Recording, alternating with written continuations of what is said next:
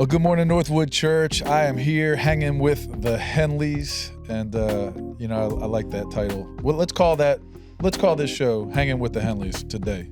Say hey to everybody. Hey. Hello. Come on, we're going to have a great conversation today. As a matter of fact, Northwood Church just came back from our marriage getaway, and we had a great time. And we're continuing in our series called Keep Fighting. And so today we want to have a conversation around the topic of marriage through the lens of the fact that we should keep fighting for our marriages.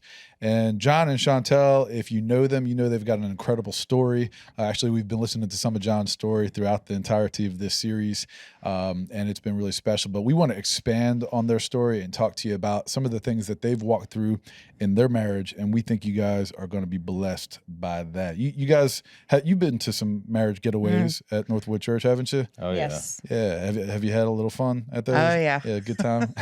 We have a good time at those. And one of the ways that sometimes we start our conversations is just trying to get to know one another at a marriage getaway. Hey, when were you married? So tell us, how did you guys meet? When were you married? Give us a little overview on that. Initially, we met New Year's Eve, 2004. And I really didn't pay no mind to him for, the next couple months or so. Yeah, I tried to make myself known, and she ignored me. Yeah. We were at a prayer night, and I just tried to put myself into her space, and she really ignored me. So I literally kept trying to insert myself into her circle. So I walked up to her one day after church and kind of shoulder checked her. Oh yeah, I was just trying to make myself known. He got my attention then. So you started your relationship with fighting, and you want to keep fighting, right? I mean, it wasn't too bad. I was more like church flirting. Yeah, church flirting. Yeah, it was church flirting. So. Wow. So you guys obviously decided, hey, let's take this next step. When were you married? March 31st of 2006. Awesome. Yes. Awesome. So right now you're sitting here on the couch, and you guys look pretty happy to me. Tell me just a little bit about where your marriage is at today. Well, this is my best friend. Yeah. I love him. I'd rather spend time with her than anybody else. Yeah. Yeah. So it hasn't always been this way, has it? No. So you were married in 2006. Why don't you take us back to the beginning and help us understand a little bit about how you got to where you are today? After we got married, we started living together, of course, and then we found out we were pregnant, 2 months after we got married with Thad, and I changed because hormones, but we didn't really know how to be married. We didn't know what we were doing. I mean, we did premarital counseling with Pastor Van, but I think you really don't know what you're doing until you're doing it, And so we fought a lot. We argued a lot. I'm very stubborn. He's very stubborn. And it was like, I don't know, it was really bad. It was like fireworks all the time. Mm. And he had an anger problem, and he wanted to be right. Even though I was right. No. Even though that, like, in the argument, maybe I was making valid points, or maybe I was right. It was the way I said things, or the way that I came across. And so that made it where he felt disrespected. Mm. And then the way he would respond made me feel like he didn't really love me. We fought a lot like that. It was like every day. Yeah. It was a lot. And then, but we loved each other. We just didn't know how to be married. We didn't have very good examples to go off of. Our church started this series called Love and Respect, and it was like a year-long commitment, and it was once a month. Friday night? We would go for a few hours, and we go through this book, Love and Respect, and then it ended with a banquet and then a marriage retreat. And I think that's when we first started them. And we really learned how to communicate with that book and that series. And we started applying those things to our marriage, really. Yeah. And it helped. We learned that we're on the same team. We're not like, we're for each other. We're not against each other. And the way I was saying things and the way he was interpreting it was completely off. I don't think we really knew what was in our hearts at that time. Yeah, Is she right, John? Yeah, well, we kind of learned how to give each other the benefit of the doubt. Yeah. You know, y'all, to know that she's got my best interest in mind, Right. and she loves me, not that she's against me and she's my enemy. Right. Because I think as people, we tend to think that maybe if somebody disagrees with us or has a different thought that somebody's against us, but I realize she's not against me. Mm-hmm. And, you know, I'm just really interpreting her wrong. Yeah. So, I mean, that's probably been pivotal in our marriage, is just realizing, hey, this person loves me and has my best interest. You know, even if she says something that rubs me the wrong way, she's not saying that to tear me down. Absolutely. A lot of us need to remember that. So you're growing in your love for one another. You're learning to communicate. Right. I mean, what's happening? We're fighting less. Yeah. Yeah. Yeah. We started fighting less. He's like, what did you say to me? You said, you did tell me after this that we're going to fight till we get it right. You know? What was that? Yeah, that's what I said, because I wasn't going to give up. Yeah, we I was weren't like, we'll fight till we get it right. We'll figure it out. And then, so we started leading together in ministry, children's ministry. We started working with assisting with baptisms and leading married couples small groups. Yeah, we actually led Love and Respect. Yeah, we did leave as Love and well. Respect. It was really good. Yeah. And then Labor Day 2013 is when everything just like took a turn for the worse for us. Okay. Tell us a little bit about that. Well, that was kind of what I talked about in my testimony, that horrific accident. That it wasn't, it wasn't initially bad. Right. It kind of, things compiled on top of that. And eventually I got tired as far as fighting. And I guess the enemy got his claws in me, so to speak. Yeah. He was pretty angry. It was like you could see the anger. He started withdrawing from me and the children, emotionally more so than anything. Like he was present at times, but he wasn't there. Like you could just tell. He'd rather be anywhere else but there with us. And then you could just see, like at church, he was just filling a spot, like sitting in the seat. He was just filling that spot. He wasn't really getting anything from what was being spoken. We did have some fights, but I think I more withdrew because I was scared. I didn't know what was really happening. I could see he had some unforgiveness, some bitterness, anger, and he started getting depressed. And so I was like, I didn't know what to do. So really. You go from a season of, communicating well, even flourishing in your faith, being used by God, to now experiencing a lot of maybe frustration, pain that you're, experiencing between one another, and then watching your husband go through such a crisis of faith. Yeah. And like in my mind, it was like, I don't know. In my mind, it was like simple, but in his mind, it was different. To me, I was walking through those things with him, but I wasn't experiencing those things personally. And so in my mind, I was like, you need to let that go. You need to forgive. You need to move forward. You need to fight. You don't need to let this take you down. And he just wasn't there. Yeah. How bad did it get? Well, it got to the point where he doesn't, I don't know if he knows this, but he was researching for a divorce lawyer, or talking to a divorce lawyer, and that to me got my attention when I saw that. He doesn't know I was looking. See, I knew something wasn't. It was rough. It was rough. We were fighting. We weren't intimate. We weren't. I could tell he just didn't want to be around us, you know. And so I just started snooping in his iPad and just like, what is going on? Is he having an affair? You know, something. And I saw where he was speaking with an attorney about divorcing. And it really upset me because I was like, I knew it was bad. I didn't know what I had done wrong. I thought I did something wrong. So you start to internalize it. Right. Take personal responsibility. Of course, we know he was walking through his own crises. Right. I mean, how does this all impacting you spiritually, emotionally? Well, I felt like there was no hope, and I didn't want to be divorced.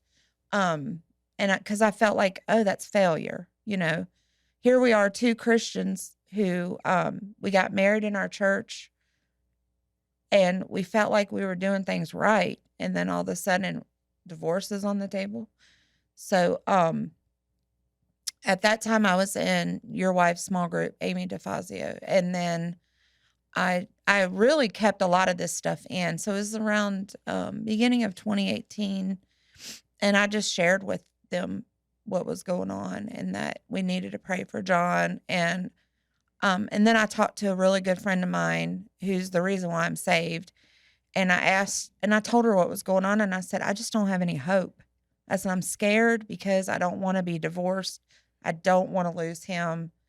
And she told me to face my fears. She was like, you need to face that. She's like, what will that look like to you? And I said, failure. And she's like, but what are you going to do if your marriage ends in divorce? And I said, well, I'm still going to serve God. I wasn't going to go anywhere, like, with my relationship with the Lord, because I felt like even though I was struggling internally and I would cry a lot and I didn't feel like I could pray all the time. So like she would pray for me and encourage me. I know Amy prayed for me a lot. And because when you're in that season, it's like you're weak, you're tired. And I felt like all my prayers that I was praying weren't being heard. And I felt like it was getting worse. And I wanted to give up, but I didn't want to give up. Does that make sense? Yeah. You said you were feeling hopeless and alone, but now you've invited friends into the conversation. How long between the time where John started to spiral and the time that you actually opened up to your friends was it? Well, I think that was 4 years from probably the time he started spiraling. Because it happened in 2013, but he was still, he was still present. He was still doing really good. And at one point, I remember it was like, I just watched his demeanor in church. And I was just putting that mask on, coming to church, trying to make everything look all right.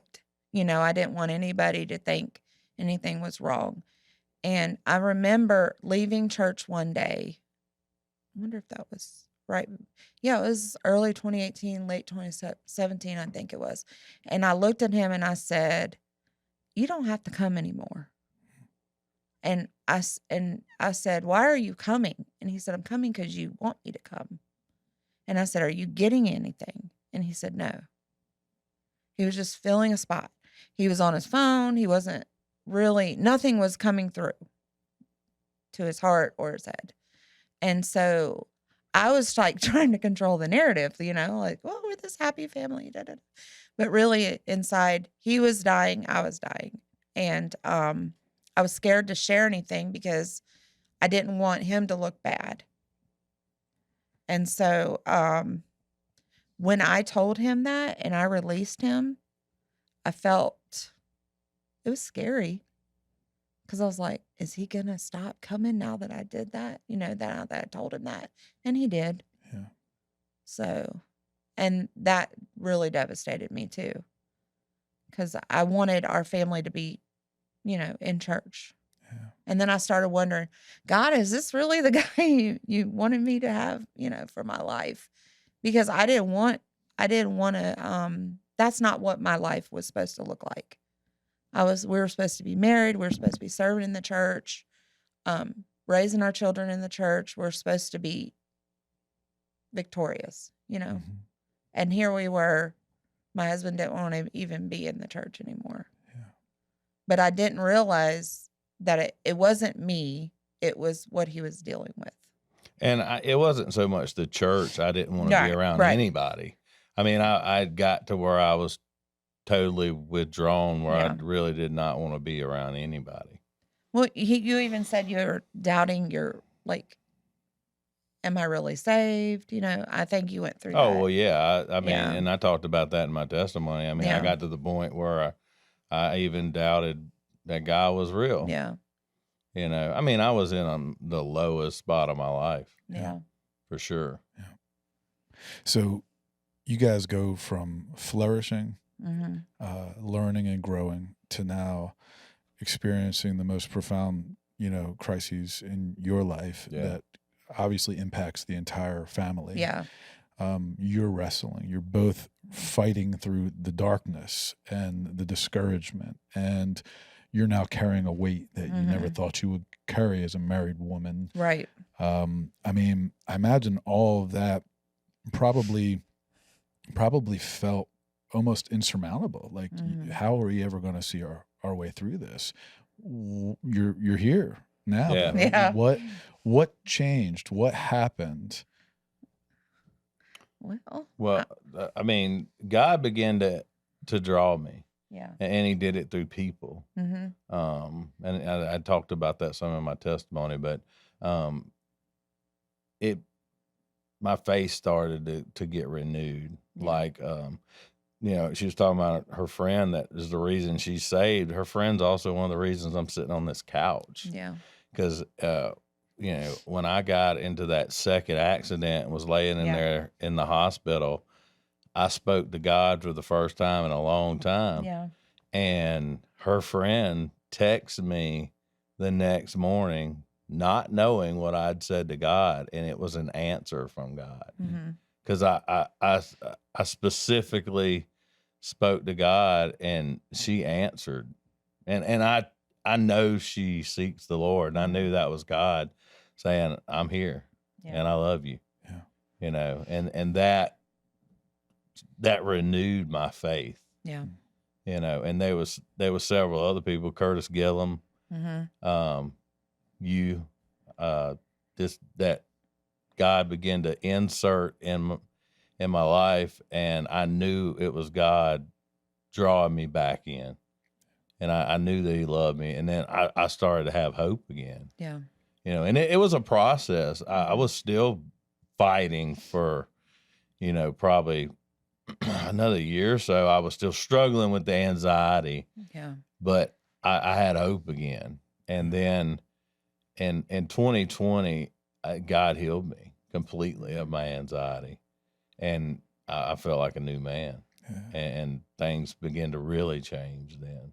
Like it's like it was, I don't know, just a rapid change. Well, what's funny about 2020 is we launched OS, or we were launching OS, and then COVID hit, and then we were isolated in our homes for a while, and then we got to start meeting again. And you had said you would like all the leaders at the time to go to the conference, the Encounter. The Freedom Conference? Freedom Conference. Yeah. And so I was like, I've been to a bunch of them. I don't really need to go to another one. But I was going to be obedient. And I said, I'm going to go, And so after each session, I was like really searching my heart. Like, is there anything here I need to lay down, And we got to an unforgiveness session. And I can't remember who was speaking. Maybe it was Miss Dorothy. And they were talking about unforgiveness.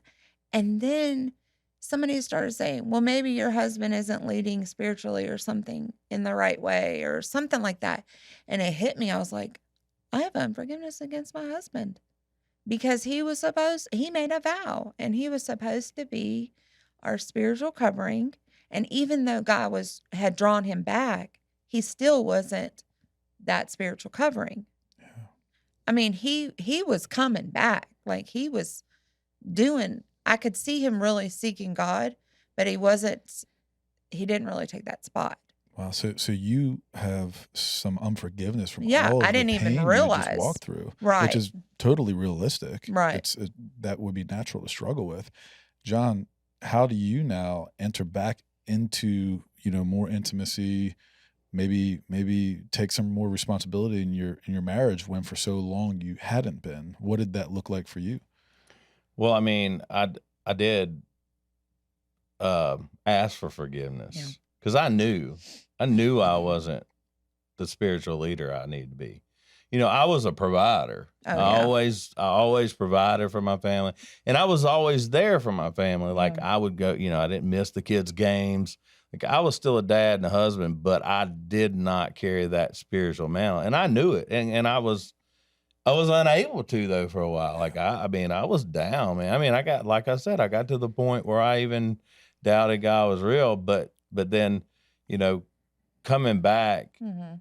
it was tough because I was like, man, I was not the man I needed to be spiritually, and so I just had to own it. And I knew, it was just something I had to walk through because, it was 5 or 6 years. And so, my family's gun shy, I guess you'd say. Mm-hmm. And I mean, in a sense, I was a little scared. Yeah. It's like, am I going to be all right? You know what I mean? Yeah, it was like when I started seeing the change in him, I felt like I was walking around on eggshells. Like, is this gonna stick? Is this real? I wondered, like, is something else gonna happen and it's gonna set him back? I was scared for a while because, of course, life happens, things happen, and so I was, I was very nervous. And by the way, quite a few things have happened, like major things that could derail me. And I just I was like, okay. Cling to God through Yeah. it and cling to people in the church, to help guide me through it as well. And I think that's one of the worst things we can do is try to fight on our own. Yeah. Come on. I mean, we need each other. Yeah. All right. Because I feel like that's what the enemy wants us to do. He wants to isolate us. And that's what got me before. He isolated me. I did not reach out to people. I tried to fight on my own, and things just kept compounding on top of each other. And eventually I just got tired. Yeah. And sometimes you need people to hold your hands up for you. Yeah. You get tired. And now I'm very quick, to call you or call Curtis.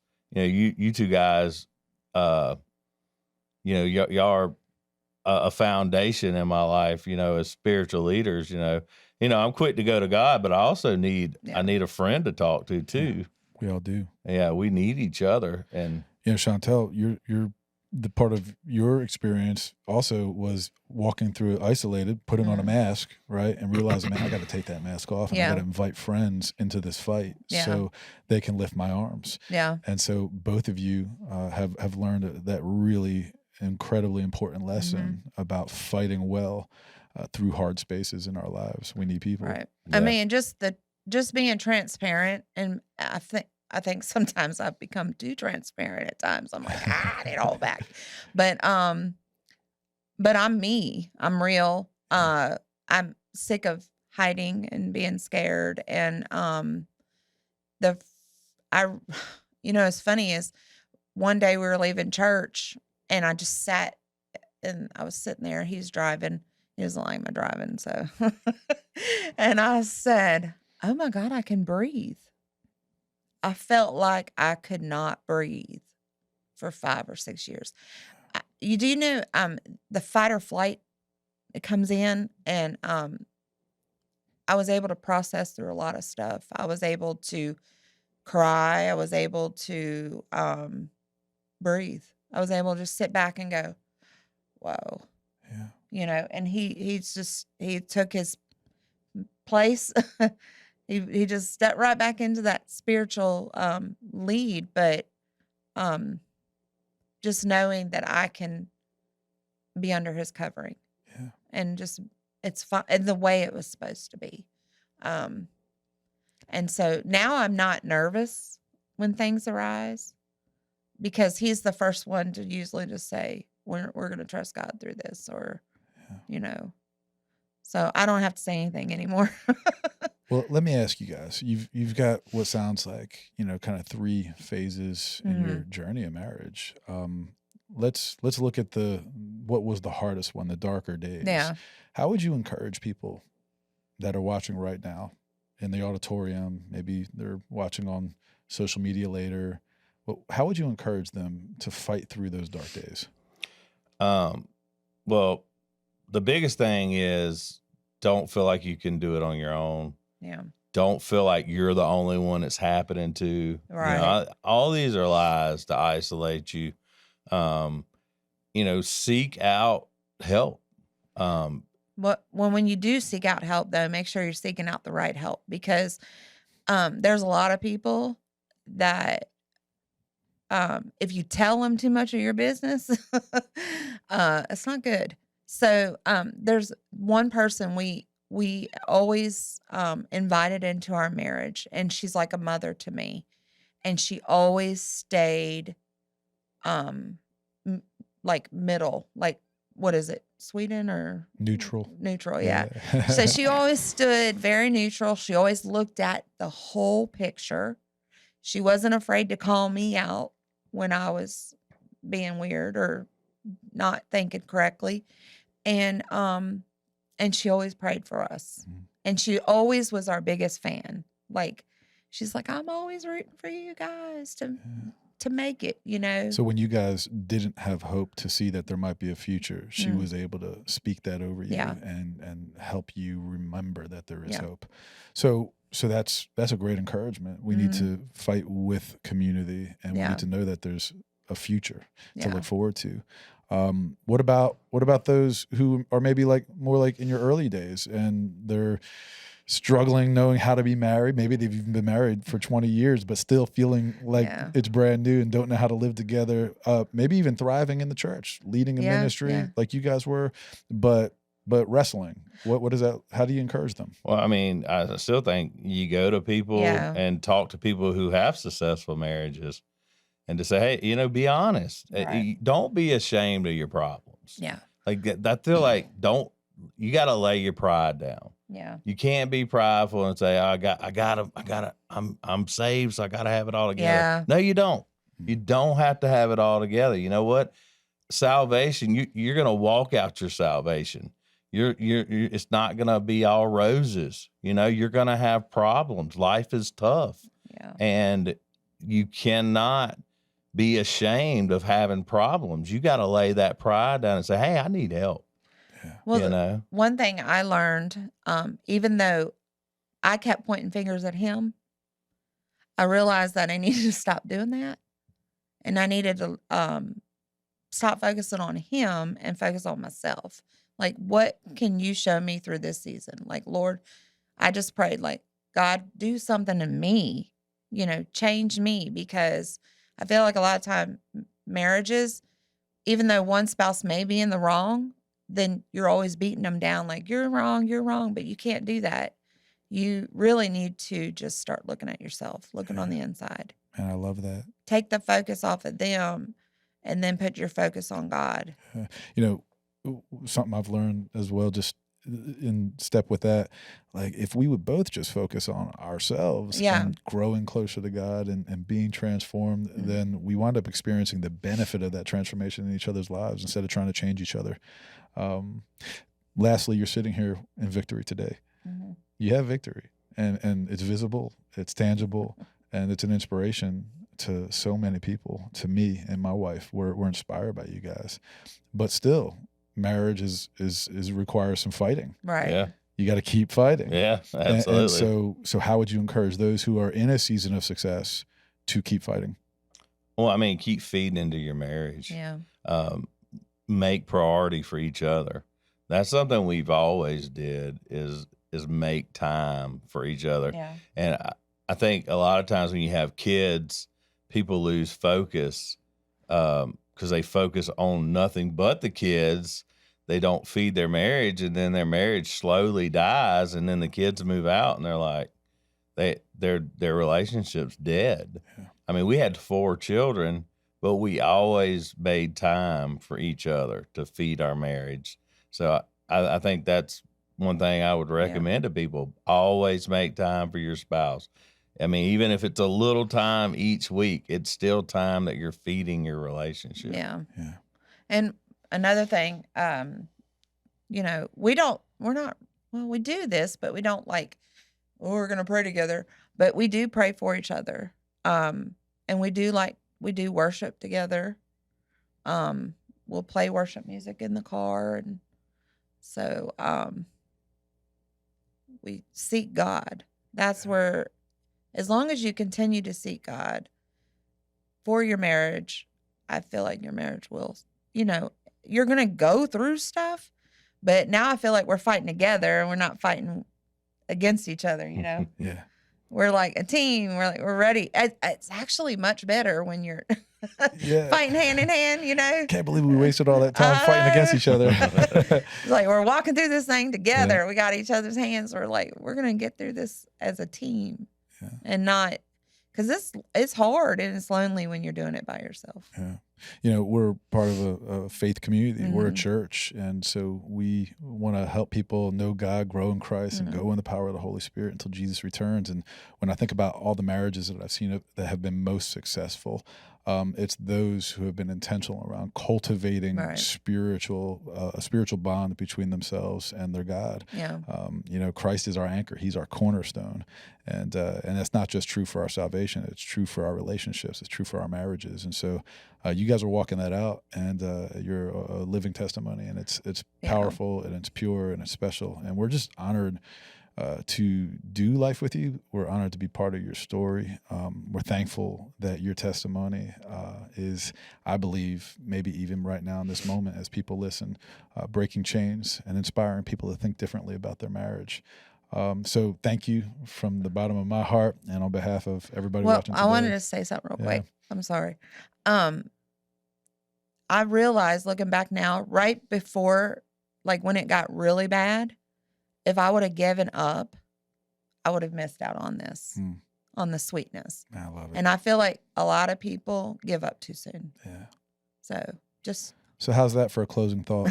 Don't give up. We love you guys. Enjoy the rest of the service.